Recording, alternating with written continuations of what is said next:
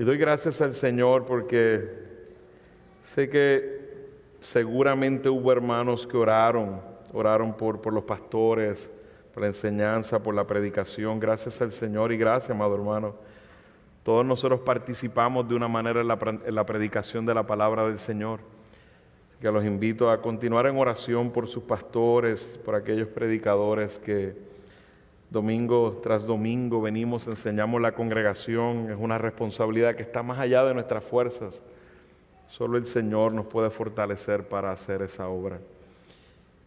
Leemos la palabra del Señor en Juan capítulo 9, versículo 1 al 12. Dice la palabra: al pasar Jesús vio a un hombre ciego de nacimiento. Y sus discípulos le preguntaron: Rabí, ¿quién pecó, este o sus padres, para que naciera ciego? Jesús respondió: ni este pecó ni sus padres, sino que está ciego para que las obras de Dios se manifiesten en él. Nosotros debemos hacer las obras del que me envió mientras es de día. La noche viene cuando nadie puede trabajar.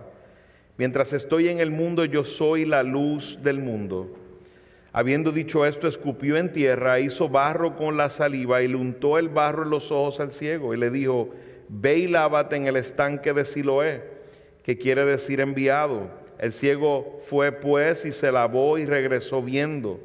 Entonces los vecinos y los que antes lo habían visto que era mendigo decían: ¿no es este el que se sentaba y mendigaba? Es él, decían unos. No, pero se parece a él, decían otros. Él decía: yo soy. Entonces le decían: ¿cómo te fueron abiertos los ojos? Él respondió: el hombre que se llama Jesús hizo barro, lo untó sobre mis ojos y me dijo: ve al estanque de Siloé y lávate. Así que fui, me lavé y recibí la vista. ¿Dónde está él?, le preguntaron, y él les dijo: no lo sé. Oremos.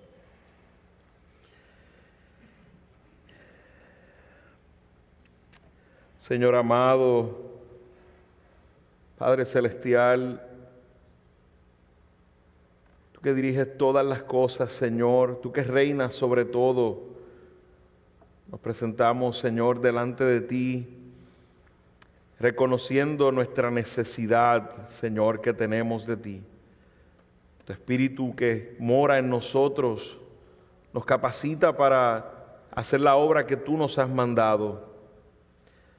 Pero no tomamos liviano el hecho de que vivimos en cuerpos caídos, Señor, cuerpos que todavía están en relación con el pecado. Hemos sido llamados hoy a confesar nuestros pecados. Ayúdanos, Señor, hoy a ser confrontados una vez más con tu palabra, Señor, porque podemos estar con nuestros ojos espirituales aún abiertos y estar ciegos ante algunos pecados en nuestra vida. Y entre ellos, Señor, el hecho de no prestar atención a tu palabra, de no tener un corazón enseñable, de distraernos con tanta facilidad en los asuntos de este mundo, Señor. Líbranos, Señor, líbrame a mí, libra a mis hermanos de esto, Señor. Queremos honrarte en la manera en que escuchamos tu palabra, Señor. Te pido por mis hermanos, fortalécelos. Te pido por mí, Señor, fortaléceme, Padre amado. Gracias por haberme fortalecido en esta semana, Señor, en la oración, en la preparación, Señor. Gracias, Señor. Veo tu mano sobre mi vida en cada momento, Señor. Te pido que nos guardes, Señor, y que podamos hoy escuchar tu palabra y ser exhortados, Señor, ser confrontados en nuestros corazones, edificados, motivados a vivir para ti, Señor, con la vista que nos has dado, seguir viviendo para tu gloria, para que sea manifiesta tu gloria en este mundo. En el nombre de Cristo oramos. Amén. En estos días hablaba con mi pastor Byron. Estábamos hablando de algunas situaciones, como es de costumbre, situaciones que afectan a muchos hermanos en la congregación. Pastor Byron me comentaba: creo que hay que trabajar con nuestros hermanos en en el tema de cómo enfrentar el dolor y el sufrimiento de una manera que glorifique a Dios. Mientras estaba yo trabajando en este sermón y dándome cuenta de esto, y que es una de las grandes verdades que tendremos hoy en este texto. Mis hermanos, cuando predicamos lo que habla la Biblia de que Dios es soberano y está en control de todas las cosas, teniendo esa verdad presente en nuestras vidas y en nuestros corazones, una madre recibe noticias de que su hijo nacerá enfermo. A lo mejor hoy hay una madre dando un hijo que será ciego, sordo, alguna incapacidad física. ¿Qué preguntas nos hacemos sabiendo que Dios es soberano y está en control de todas las cosas? Mis hermanos, cuando tenemos una vista equivocada de Dios en medio del sufrimiento y no estamos claros de sus propósitos, el dolor nos agobia y nos afecta el alma, nos hace dolernos en todo nuestro ser. Y en tantas ocasiones estoy seguro que hemos malinterpretado a Dios y hasta algunos han pasado la línea, a lo mejor han acusado a Dios. Un hermano me decía en estos días, en medio de una situación dolorosa, que está pasando por diversos asuntos en esta temporada de su vida, y me decía esta frase que se queda en mi corazón, y me decía: siento que Dios no me quita el puño de encima. En este caso, haciendo una referencia a que se sentía lastimado por Dios y que no encontraba paz y tranquilidad. ¿Cuántos en ocasiones hemos dicho algo similar? ¿O cuántos a lo mejor no lo hemos dicho, pero lo hemos pensado? Nos hemos sentido así, como si el puño de Dios estuviera sobre nosotros. Nuestra vista sin duda es afectada por el dolor. El dolor hace que se distorsione lo que vemos acerca de Dios. Imagínate cómo podríamos pensar acerca de la vida de este hombre, este ciego de nacimiento, conociendo lo que dice la Escritura, de que Dios crea a cada ser humano, que lo forma en el vientre de la madre. Y sabemos que Dios es perfecto, que no es un error el hecho de que esté ciego. Sabemos que Él tiene el poder de hacer las cosas como Él lo desee. Todos, mis amados, somos expuestos a este mundo con tantas enfermedades, y algunas de estas enfermedades aún de nacimiento. Escuchaba a alguien decir con orgullo: yo le doy dinero a St. Jude's, a esta organización de niños que usted ve en la televisión a cada rato. Dice: yo le doy dinero a ellos porque estos niños no tienen culpa de sus enfermedades. Y yo sé que a todos se nos rompe el corazón cuando vemos un niño afectado por una enfermedad en particular. Y estoy seguro que las personas que tienen niños con alguna incapacidad o condición física experimentan el dolor de primera mano. Y en ocasiones sé que vienen muchas preguntas a su corazón. En ocasiones no queremos ni enfrentar la teología verdadera de saber que Dios es soberano y que Dios lo ha permitido, porque el dolor está ahí enfrente de nuestros ojos. Muchos tienen la misma pregunta: ¿por qué?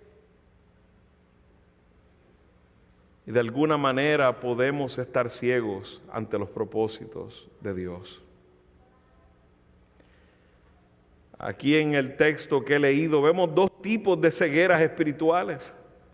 La ceguera ante la luz de Cristo, pero aquel también que está ciego ante los propósitos de Dios. ¿Cómo podemos tener paz en medio de las cosas que no podemos explicar? Yo creo que tenemos la misma pregunta que los discípulos en el corazón. ¿Por qué? ¿Qué hice mal? ¿Dios me está castigando?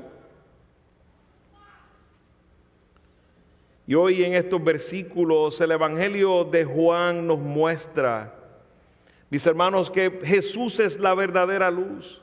La luz que ilumina los ojos ciegos para que reconozcamos el propósito de la luz, el llamado de aquellos que tienen la luz, el poder de la luz y el testimonio de la luz. Para entrar en contexto en nuestros versículos hoy, este relato algunos los ubican, no nos olvidemos de dónde nos quedamos.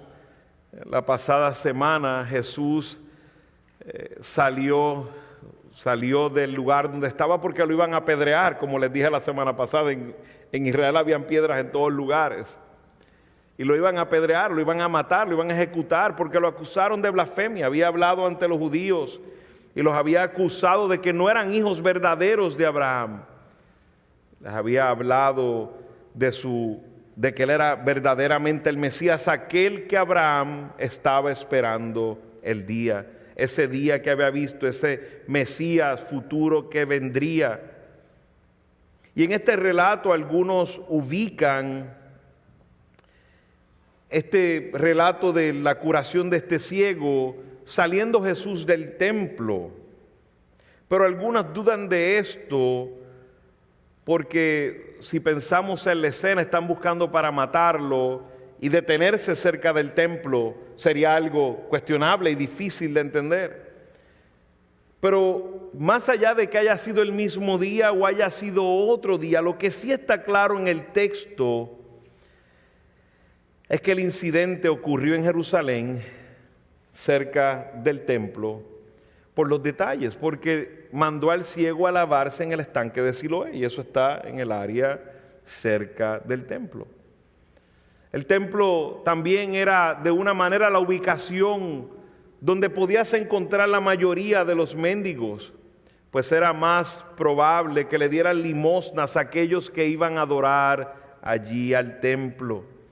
Aquellos que querían ser vistos por ser generosos iban y tenían misericordia, compasión. Algunos a lo mejor lo hicieron con verdadera compasión, pero podremos imaginarnos de estos fariseos que solo querían ser vistos por aquellos que estaban en la multitud, como que eran generosos.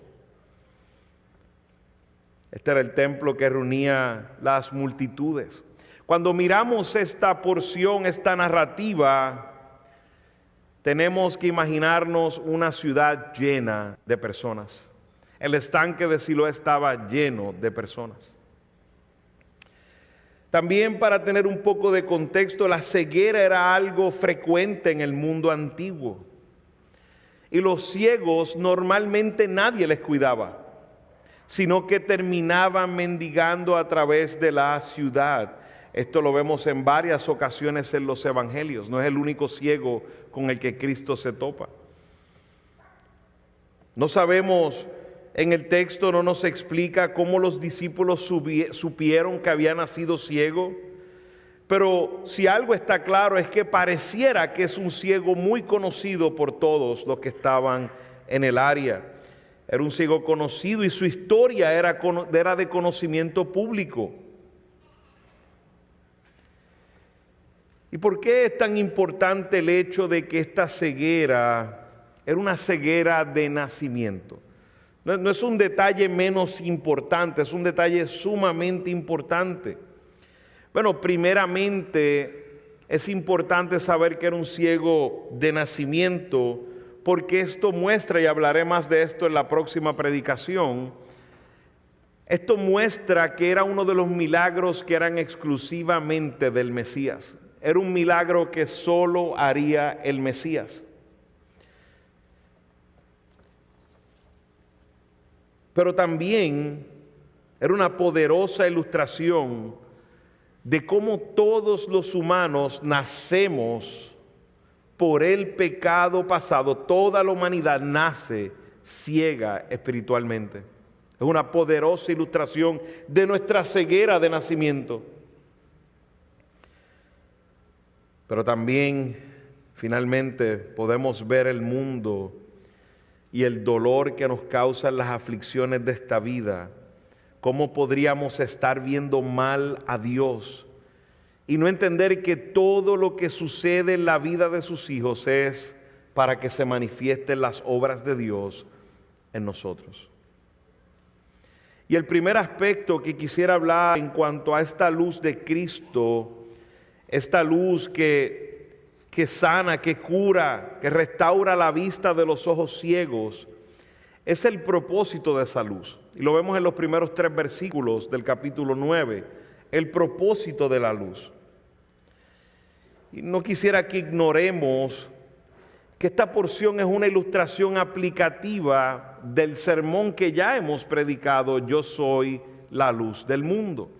Imagínense qué hermosa esta ilustración. Jesús en Juan capítulo 8, versículo 12 dice, y leo, Jesús les habló otra vez diciendo, yo soy la luz del mundo, el que me sigue no andará en tinieblas, sino que tendrá la luz de la vida. Y vuelve y menciona en lo que he leído en el capítulo 9, en el versículo 5, dice, mientras estoy en el mundo, yo soy la luz del mundo. No debemos desconectar este sermón. Aquí vemos la ilustración perfecta, hermosa, de que Jesús es la luz del mundo. Y lo vemos en la vida de este ciego de nacimiento. Usted puede tener la capacidad de ver, como dicen los oftalmólogos, 20/20, pero sin luz es imposible ver. Yo discutí hace unos sermones pasados en cuanto a este sermón de que Jesús dijo, yo soy la luz. Discutía que el ojo necesita la luz para poder ver. La luz entra en el ojo, es enfocada por la córnea y el cristalino, y luego llega a la retina donde se convierte en señales eléctricas que el nervio óptico envía al cerebro para que interprete la imagen. La luz, mis hermanos, es el agente físico que permite que los ojos puedan ver objetos y sean visibles. Sin luz nuestros ojos están ciegos, no ven. De una manera, la ceguera total se define como una no percepción de luz. Y Dios nos ha mostrado que es el creador de la luz física. Sin luz en este mundo creado no podríamos apreciar la creación de Dios. Dios es el dador de la luz física, pero también es el dador de la luz espiritual. De la misma manera que esa luz física nos hace apreciar todo lo creado, la luz espiritual nos permite apreciar a Cristo, el Salvador, el Señor. La luz espiritual de Cristo y su divino poder hace que las cosas sean visibles. Cuando nuestra alma es iluminada, todo es iluminado espiritualmente. Sin Cristo, espiritualmente estás ciego. Estamos muertos y ciegos a la luz hasta que el Espíritu de Dios nos imparte la vida de Jesús y entonces podemos ver. En ese momento, cuando la luz de Cristo llega a nuestra vida, los ojos de nuestro corazón son abiertos y la luz divina fluye en nuestra vida, en nuestro espíritu. La condición de este ciego, mis hermanos, como hemos visto en el relato, trajo preguntas al corazón de los discípulos. Y esta pregunta, en la manera que fue construida, como vemos aquí, ¿quién pecó, este o sus padres, para que naciera ciego? La manera en que fue construida esta pregunta nos muestra de una manera la teología judía en cuanto al sufrimiento físico. Los judíos enseñaban con claridad que el sufrimiento físico de una persona es resultado directo de su pecado personal. Rabí, ¿quién pecó? Este o sus padres. Llegaron con una pregunta que ya tenía conclusión, tenía opciones para contestar.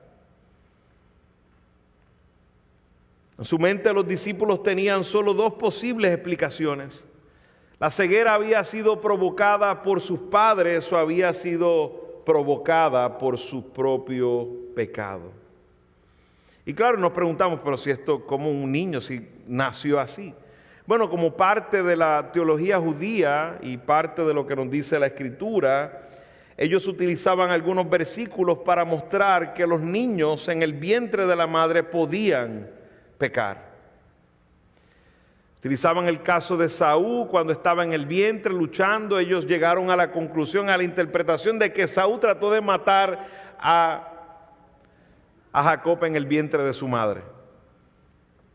Por eso es que hacen esta pregunta: ¿pecó él o pecaron sus padres? Lo que hace una mala teología nos puede llevar a tomar decisiones y llegar a conclusiones incorrectas. ¿Cómo podría ser que este hombre ciego de nacimiento no podría ser responsable de su pecado? Tal vez los discípulos consideraban esas posibilidades por lo que habían enseñado los rabinos de ese tiempo. Pero algo que para mí es importante, mis hermanos, es que siempre debemos mirar la pregunta detrás de la pregunta. La pregunta detrás de la pregunta. La motivación del corazón en cuanto a la pregunta.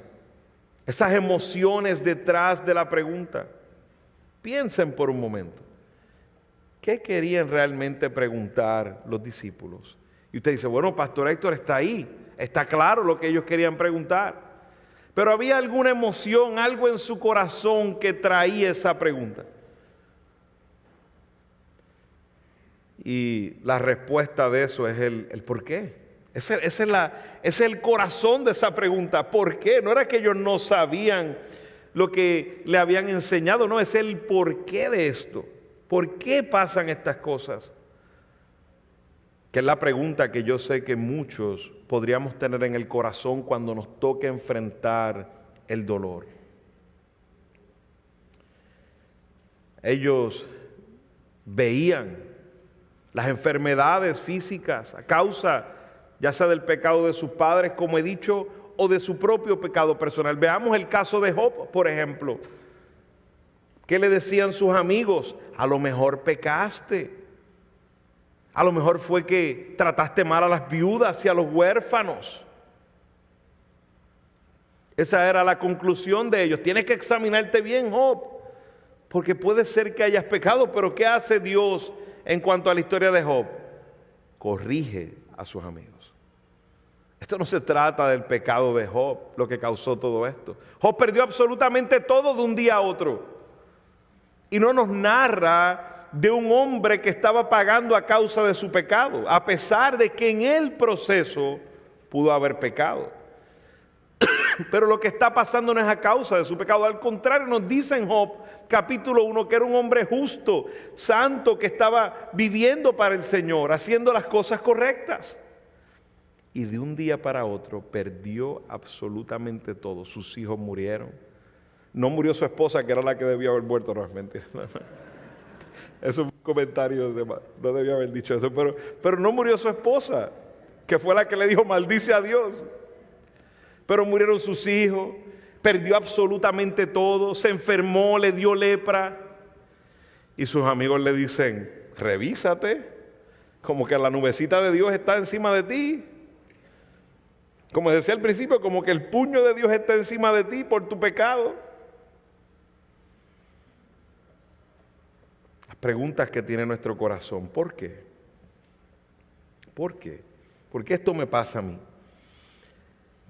Y en los días de Jesús prevalecía este razonamiento. En Lucas 13, por ejemplo, versículos 2 al 5, nos narra que, dice la palabra, en esa misma ocasión, en el versículo 2 dice, respondiendo, Jesús les dijo, ¿pensáis que estos galileos eran más pecadores? Se había caído una torre y entonces ahora están ellos diciendo, se cayó esta torre, y Jesús los confronta y dice, ¿pensáis que estos galileos eran más pecadores que todos los demás galileos? Porque sufrieron esto. Os digo que no, al contrario, si no os arrepentís, todos pereceréis igualmente. ¿O pensáis que aquellos 18 sobre los que cayó la torre en Siloé y los mató eran más deudores que todos los hombres que habían en Jerusalén? Os digo que no, al contrario, si no os arrepentís, todos pereceréis igualmente.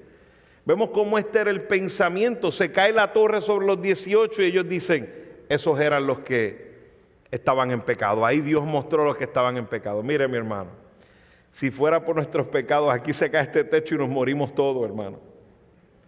Dios nos libre de eso, que sé que hubo una situación, ¿verdad?, de esas en República Dominicana, y espero que no haya traído ninguna memoria equivocada. Pero lo que estoy diciendo con esto, hermanos, es si fuera por pecado, la ira de Dios está sobre nosotros todo el tiempo. Y Jesús está corrigiendo este pensamiento en una manera, y no podemos obviar que la palabra del Señor nos muestra que el pensamiento de ellos no estaba del todo erróneo, habían errores en su pensamiento y en el fundamento de sus conclusiones y en la manera como construyeron la pregunta. Pero creo que era una teología incompleta, porque a pesar, tenían algunas cosas correctas, porque en realidad el resultado la razón de todo pecado viene del pecado de Adán. O sea que no podemos desconectarlo del todo. No era que todo lo que ellos estaban diciendo estaba mal. En realidad la razón de todo sufrimiento y de todo lo dolor fue por el pecado de Adán. Pero nosotros no podemos ser como los amigos de Job y ver el sufrimiento del otro y decirle eso es por tu pecado. Caeríamos en un grave error, o eso es por pecado de tus padres. Y claro que una enfermedad, alguna situación específica puede ser resultado de un pecado personal. Algunos de ustedes Dios ha permitido, a nosotros nos ha permitido dolor, sufrimiento por nuestro pecado. Y eso sí es una verdad. Por eso el apóstol Pablo, y hoy que tendremos la cena del Señor, les dice a los corintios, por esto hay muchos enfermos y debilitados entre vosotros y muchos duermen. Dios le permitió enfermedades físicas por su pecado, por deshonrar la cena del Señor. Y también en ocasiones vemos hijos que pagan consecuencias del pecado de sus padres. Eso también es verdad. Una mujer embarazada haciendo cosas terribles en un parto, claro que puede traer consecuencias graves a sus hijos. Eso tampoco del todo podemos eliminarlo. Hay pecado que afecta aún a los hijos. Pero tenemos que aclarar la teología en Éxodo 20, que habla precisamente sobre esto de que la iniquidad de los padres sobre los hijos, ¿verdad?, diciendo que Dios es celoso, irá hasta la tercera y cuarta generación de los que me aborrecen. En este caso se debe entender en un contexto nacional para Israel. Y eso lo vemos más adelante, porque una próxima generación no entra a la tierra prometida. Están pagando la desobediencia de sus padres, pero como nación, no de manera individual.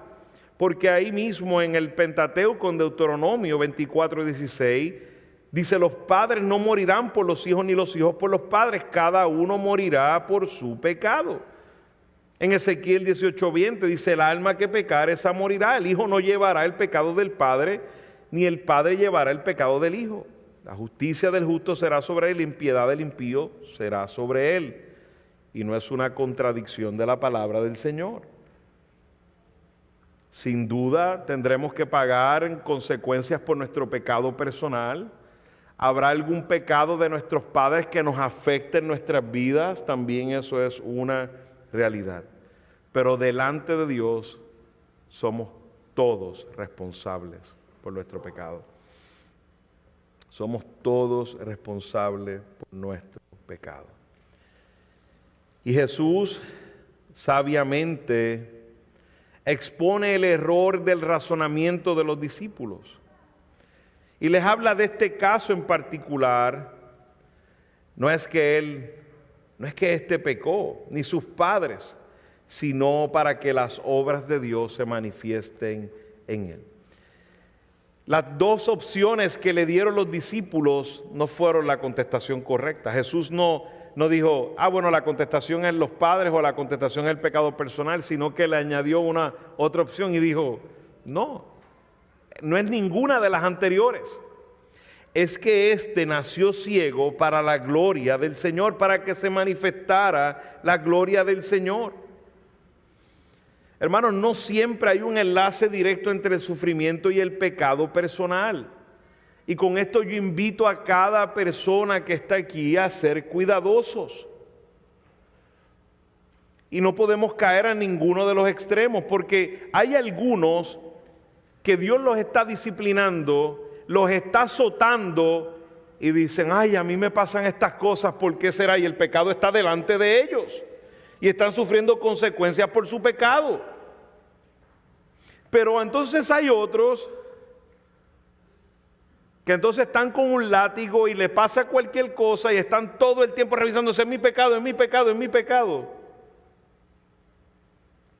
Y tampoco es honroso al Señor. Por eso tenemos al Espíritu Santo y tenemos las Escrituras y tenemos hermanos sabios a nuestro alrededor para ayudarnos a descifrar, a discernir una cosa de la otra. Y sea cuidadoso usted con llegar a conclusiones en la vida de otros y con el dolor de otros. Si hay un pecado claro expuesto, pues definitivamente no hay otra cosa que decir. Pero sea cuidadoso con el sufrimiento y el dolor de otro en decirles es por causa de tu pecado. Usted sabe lo que usted hace con su hermano cuando hace eso, le atrasa su proceso.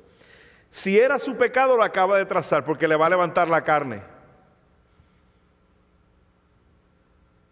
Y si no era el caso de que era su pecado y fue que Dios lo puso en la situación para su gloria, entonces estás ofendiendo a Dios. Está en la misma posición que los amigos de Job, llegando a un juicio totalmente incorrecto, injusto, que deshonra al Señor.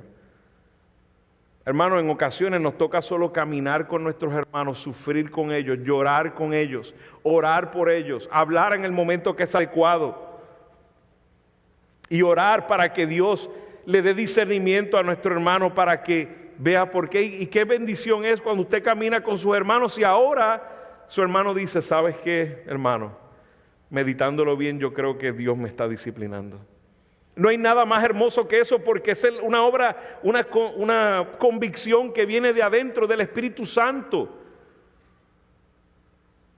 Y va a haber hermanos que vamos a tener que llevarlos a través de la palabra y claro, confrontarlos en amor, pero vamos a sufrir con ellos, a estar dispuestos a sufrir con ellos para que puedan ver sus consecuencias por su pecado.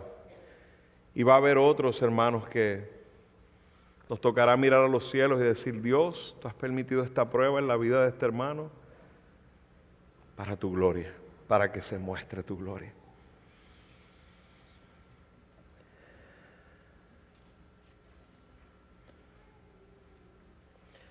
La verdad era que de igual manera que Job, este ciego, sufrió aflicción por toda su vida para que las obras de Dios se manifiesten en él. Esto es fácil decirlo en una oración. En una oración yo acabo de decir esto, pero esto que acabo de decir es la vida de un hombre sufriendo. Es la vida de un hombre en una sociedad donde los ciegos eran apartados de la sociedad. Donde fue despreciado por sus familiares, donde todas las complicaciones que usted se podía imaginar él las tenía, donde no sabía si iba a poder comer al otro día. Y ahí es cuando nuestro corazón dice, Señor, ¿quién soy yo para quejarme de mis situaciones?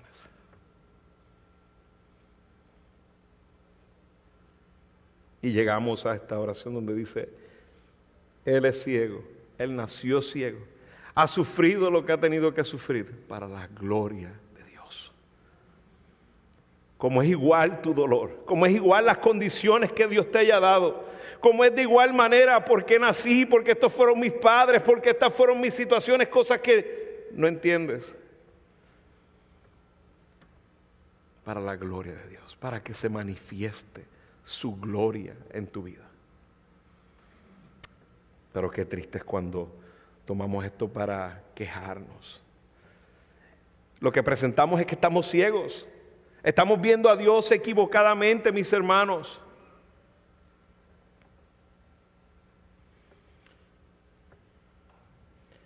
Lo cual nos lleva, hermanos, a entender que va a haber sufrimiento que viene a causa de nuestro pecado. Y debemos confrontar nuestros corazones y aún dar gracias al Señor por su disciplina. Yo aprendí hace un tiempo atrás a que a veces oramos equivocadamente y hay un hermano que claramente está pagando las consecuencias de su pecado y Dios lo está disciplinando. Y a veces nos da como pena el hermano. Hermano, no, hermano. La disciplina del Señor es lo mejor que nos puede pasar. A veces nos da dolor cuando vemos un padre dándole su nalgada al niño. No, hermano, eso es amor. ¿Verdad? Y obviamente de una manera correcta. Pero eso es amor. Eso es lo que nos debe llenar nuestro corazón. Es amor. Es Dios nos ama porque nos disciplina. No somos huérfanos. Porque si no nos amara, no nos disciplinara. Y tenemos que orar para que en medio de esa disciplina, si es para mí o es para otro hermano, para que Dios nos dé sabiduría y un corazón apacible, un corazón enseñable en medio de eso. Pero habrá otro sufrimiento que será permitido por Dios para que sus obras se manifiesten en nosotros. Para que seamos lámparas de Cristo en medio de este mundo caído. Para que hayan otros que digan, Señor, tú eres glorificado porque veo a este hombre en este sufrimiento y te alaba y te adora.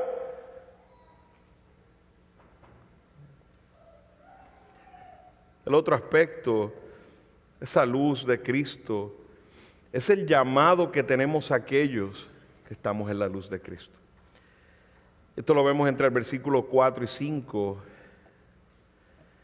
Jesús, luego de aclarar la pregunta de los discípulos, dijo: nosotros debemos hacer las obras del que me envió. El enfoque de ellos, fíjense, estaba en el pasado, y la pregunta de ellos en el pasado, ¿quién fue el que pecó? Pero Jesús estaba mirando adelante. No era el hecho de por qué estaba ciego, cuáles eran las condiciones, sino la preocupación y lo que está mostrando el Señor a sus discípulos es: miremos adelante. El poder de Dios para beneficio de este hombre. En ese versículo 4, donde Jesús dijo: nosotros debemos hacer las obras del que me envió. Ese nosotros implica a cada uno de los creyentes, a cada uno que hemos sido abiertos los ojos con la luz de Cristo. Y es algo que pasa muy rápido en la historia y como que no nos damos cuenta en la narrativa de ese texto. Nosotros debemos hacer las obras del que me envió. Ya teniendo la luz de Cristo, somos aptos para hacer la obra de Cristo. Nos incluye a nosotros. Y esa frase, mientras el día dure, conlleva un sentido de urgencia. Se refiere al tiempo breve y en este contexto en particular al tiempo breve que Jesús tendría hasta la cruz, que estaría físicamente entre ellos. Luego dice y menciona: la noche viene. La noche viene. Miren qué interesante el juego de palabras para hacernos entender. Envió mientras es de día. La noche viene cuando nadie puede trabajar. Es una referencia a sus discípulos de su muerte, que sabemos que hasta la venida del Espíritu Santo, cuando vendría ese poder del Señor, del Espíritu Santo, para continuar ministrando y haciendo la obra. Pero mientras Jesús estaba en el mundo, dice: yo soy la luz del mundo. Pero esto que Jesús está viendo aún para su propia vida empieza con un nosotros. Nosotros debemos estar haciendo las obras del que nos envió. Debemos imitar a Jesús. Debemos aprovechar el tiempo con urgencia, como decía el apóstol Pablo, aprovechen sus días, porque los días son malos.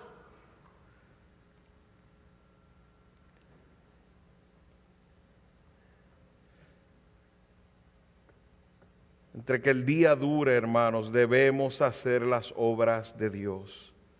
En ocasiones nos quedamos en medio del dolor y el sufrimiento haciéndonos preguntas. Como dicen las computadoras, loading. No tenemos tiempo para eso, hermanos. Cuando nos enfrentamos al sufrimiento, al dolor, a cualquier situación que nos enfrentamos, nuestro tiempo es limitado. Y queremos hacer las obras que Dios nos ha llamado a hacer. ¿Qué vamos a hacer si aquí Dios nos libre, pero aún así el Señor lo permite? Alguien pierde un familiar, un hijo. ¿Qué vamos a hacer? Claro que vamos a llorar y vamos a sufrir con esos hermanos. Pero Dios nos ha mandado a obrar, a aprovechar bien el tiempo. Y nos corresponde estar activamente en el dolor con nuestros hermanos. Aquí vemos cómo este ciego estaba ahí y pues en la mente de los discípulos, pues un ciego más, déjalo ahí. Tenemos que servir. Tenemos que ir a hacer lo que Dios nos ha mandado a hacer. Y cuando vemos esta porción de la Escritura, sin duda nos invita a mirar el evangelismo. No hay tiempo para perder. ¿Cuántos ciegos estamos pasando a nuestro alrededor y no nos estamos deteniendo a predicar a Cristo? Esto es urgente, el día se acaba. ¿Cuándo se acaba tu día? Cuando mueras. Nuestros días aquí no son para siempre, nuestros días con Él serán para siempre. Pero nuestros días aquí se acaban y tenemos que hacer la obra del que nos envió.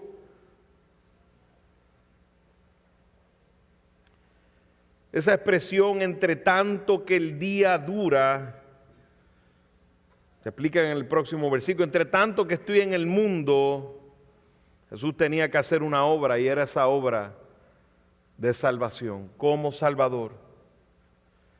Y lo mismo de una manera se puede aplicar a nosotros, ya que Él en sus palabras nos incluye. Para nosotros esto representa nuestro tiempo en la vida terrenal. Tenemos que aprovechar al máximo sus oportunidades. No podemos entrar en cosas triviales, sino que cuando nos toca ver la soberanía de Dios, Dios nos ha dado instrucciones de cómo caminar en medio de eso. Y aquellos que pasemos o hemos pasado por dolor profundo, yo sé que va a haber la tentación de quedarte ahí sin hacer lo que Dios te manda. Sé cuidadoso, porque yo sé que hay un tiempo de dolor y sufrimiento en el cual vas a estar solo llorando, buscando el consuelo del Señor, pero no te quedes ahí. Hay una obra que hacer, hay una obra que hacer. Y hermanos, seamos sensibles a nuestros hermanos cuando hay situaciones de dolor y sufrimiento.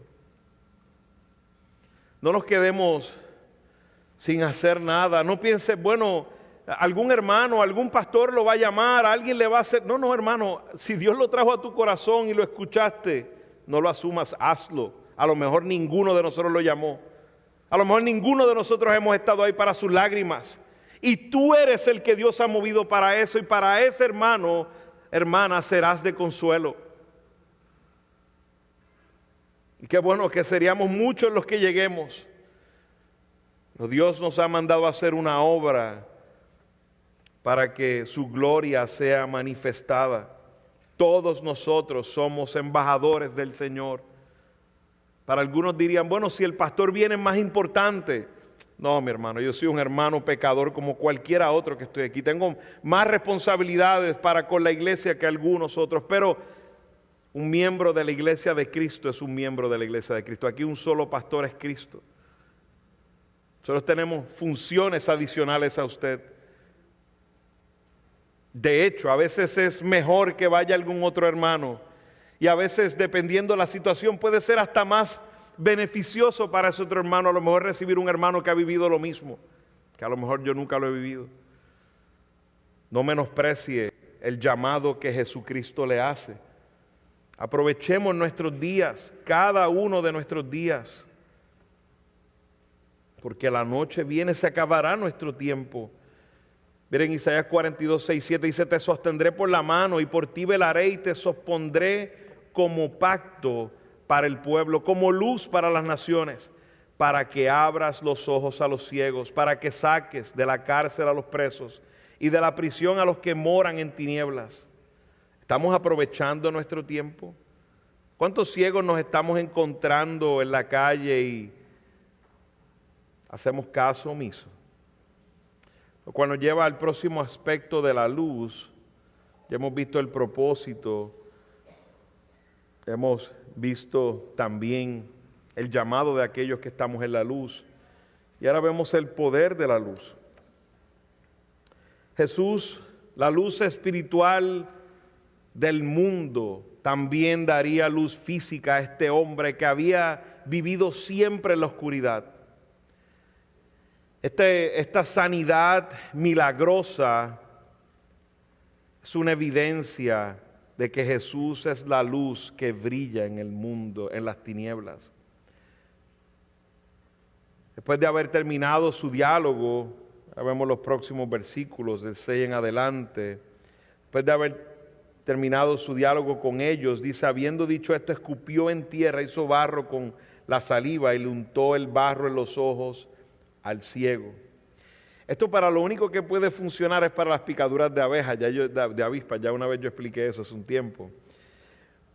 Pero nadie se atreva a hacer algo como esto y buscar este método y decir, bueno, pues esto es fácil, escupe en la tierra. O sea, esto no es un método lo que nos está dando la Escritura de cómo sanar. Ojos, les digo, lamentablemente yo he tenido que presenciar cosas ridículas como esa, gente tomando la Escritura de una manera equivocada y haciendo unos métodos como Jesús los hizo para supuestamente hacer milagros.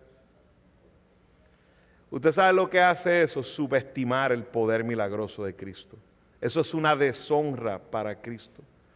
Aquí el método, y explicaré en un momento por qué ese método. No tenemos la contestación del por qué, pero para qué vamos a contestarlo.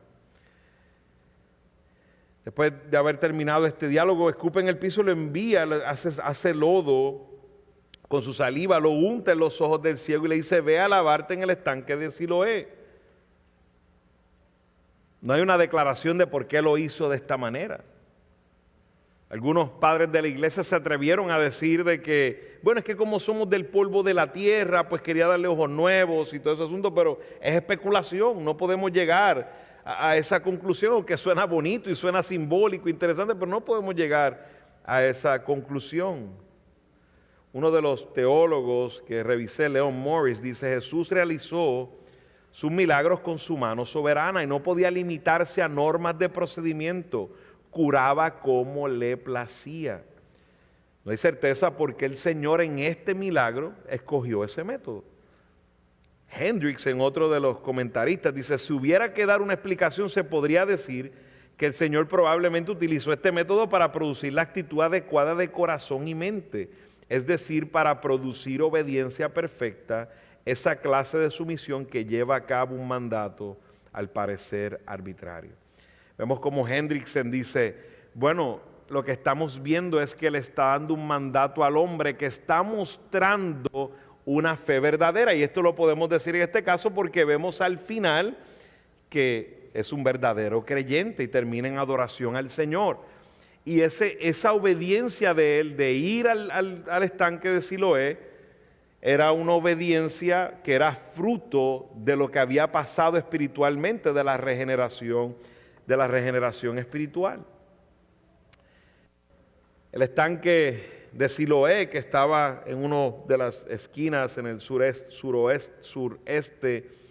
de la ciudad, era un estanque interesante en el aspecto de que vemos cómo Ezequías había construido un túnel escapándose y teniendo miedo de los asirios, y conecta desde la fuente de Gihón hasta el estanque de Siloé para asegurar que el país tuviera un flujo continuo de agua. Y el estanque del Siloé también era donde el sacerdote, cuando acababa el agua de la fiesta de los tabernáculos, que hablamos de esto en Juan capítulo 7, sacaba el agua de este estanque para traerla. Y qué bonito que Juan el apóstol hace una nota entre paréntesis sobre la importancia del nombre Siloé. Y dice que quiere decir enviado. Habían varias interpretaciones para el nombre,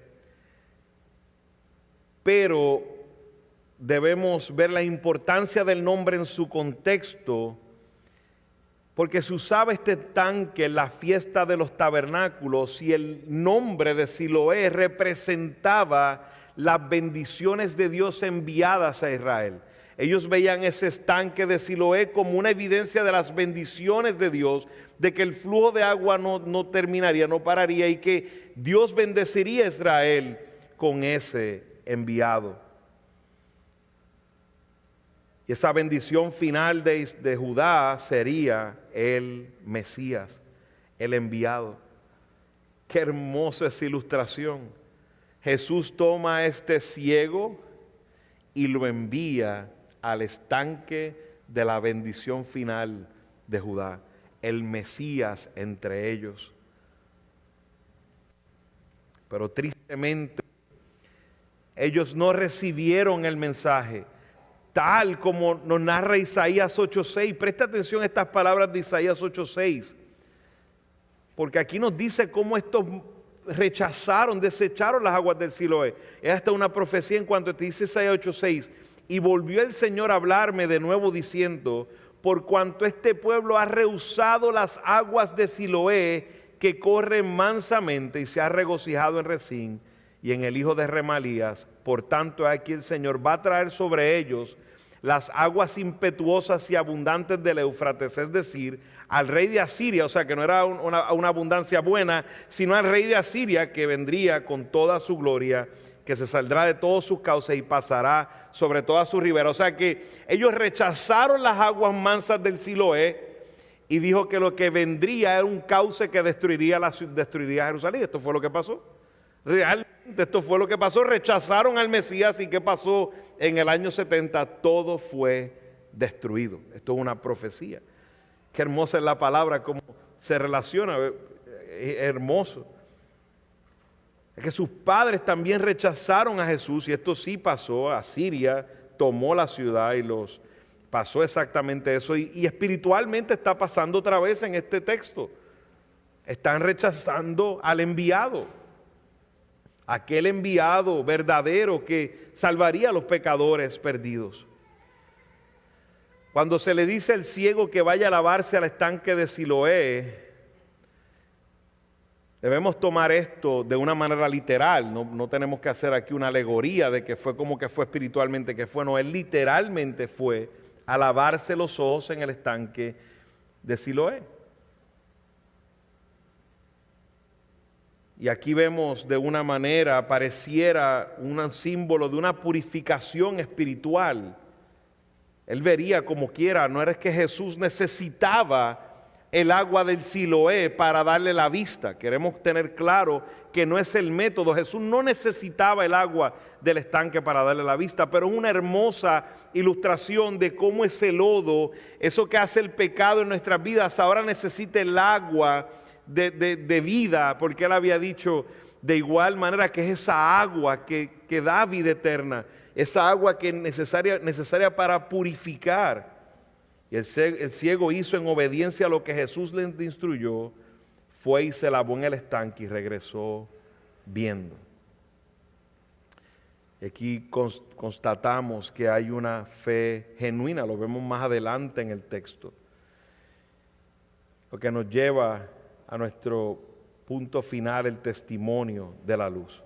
Y quiero, antes de concluir con este punto, mencionar que seamos cuidadosos, mis hermanos, cuando hablamos de los milagros de Jesús. Los milagros de Jesús eran milagros. No era como que, te va a mejorar la vista o vas a tener una mejoría. No. Jesús sanaba totalmente, Jesús sanaba instantáneamente, completamente. Jesús no escogía personas, el que vendría en ese momento que estaba sanando lo sanaba. No dejó enfermedades más difíciles para otro día o con engaño, no. Jesús sanó de todo, aún resucitó muertos. No subestimemos los milagros de Jesús. Pensar que alguien en este tiempo haría un milagro como Jesús sería un tema complejo, el cual pondría en entredicho los milagros de Jesús. Alguien que diga, no, voy a una campaña de sanidades, lo que va a pasar ahí no es bueno. Vaya a una campaña donde se predique la palabra del Señor, eso es lo que necesitamos. Seamos cuidadosos con aceptar cosas como milagros que no son milagros. Milagro es algo sobrenatural. O sea, algo que tiene contestación humana o posibilidades humanas no es un milagro. Un milagro es algo sobrenatural. No tiene explicación humana. Y no es que aparenta no tener una explicación. No, no tiene explicación humana. Finalmente, como he dicho, el testimonio de la luz, la curación del ciego era incomprensible. Decían algunos, ¿no es este el que se sentaba y mendigaba?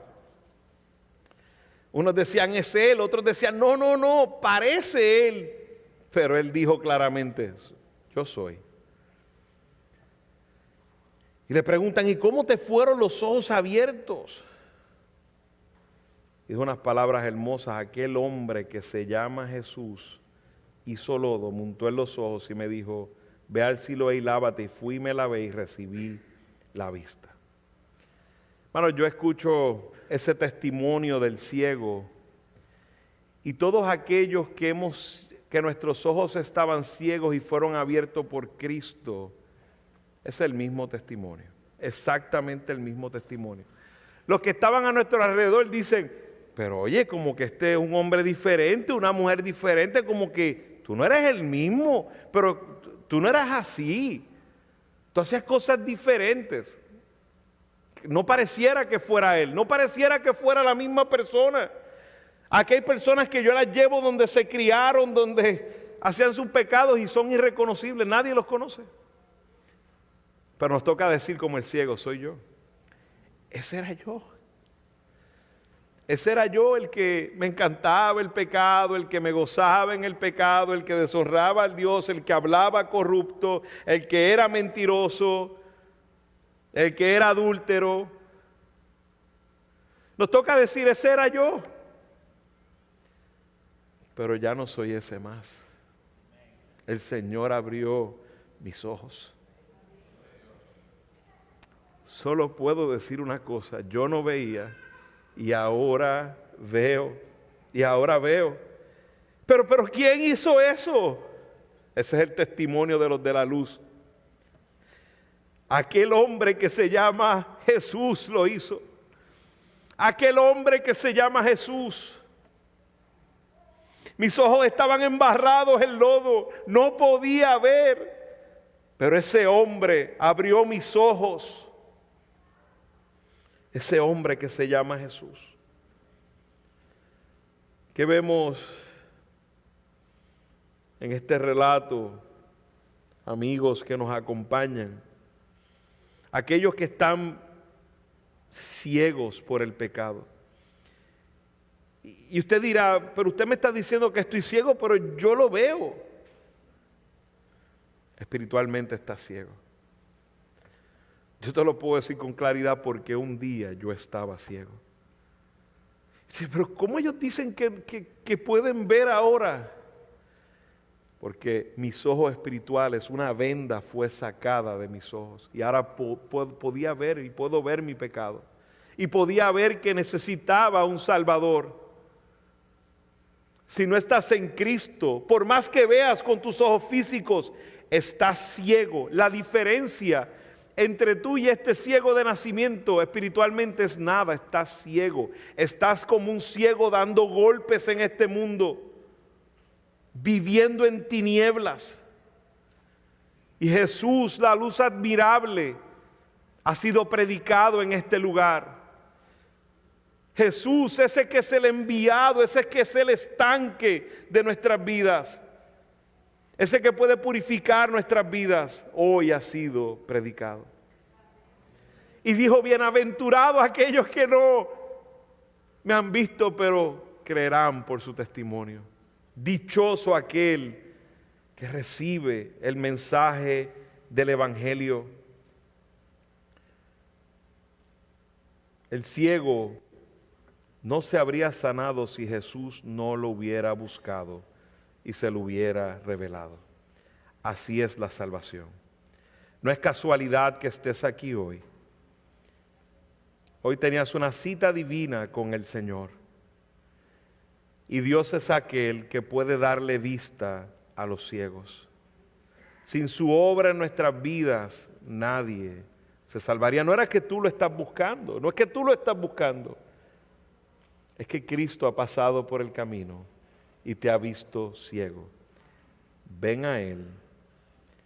Sé como este ciego, escúchalo, escucha su palabra, ven a Él, reconoce tus pecados, arrepiéntete, ven con humildad y acepta su palabra sobre tu vida. Y mis hermanos amados, aquellos que ya hemos sido nuestra vista restaurada, somos testimonio a este mundo. La pregunta queda ahí, ¿cómo te fueron abiertos los ojos? Esa es la pregunta que le hacen, ¿cómo te fueron abiertos los ojos? No olvidemos, no es porque eres inteligente, no es porque ahora conoces más Biblia, no es, hermano, tú y yo estábamos ciegos, en tinieblas.